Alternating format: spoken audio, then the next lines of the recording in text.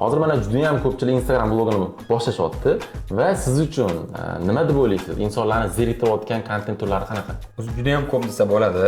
Hozirda o'sha keraksiz kontentlar Instagramda ko'payib ketgan.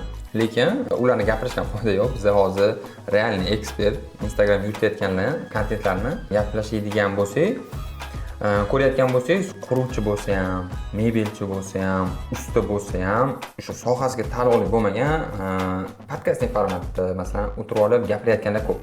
Biz ham hozir shunaqa formatda gapiryapmiz, lekin bizning sohamiz, bizi aynan shaxsiy brend tadbirkorlarga informatsiya berayotganda bizning klientlarimiz shunaqa. Lekin mebelchilarning boshqalarning klientlari boshqa bo'lgandan keyin ular o'tirib olib, masalan, o'zini hayotini gapirishni boshlaydi.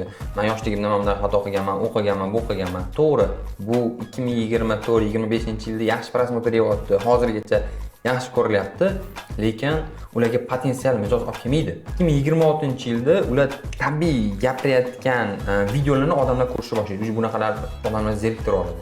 Ular hozirda zeriktirishni boshlab olgan.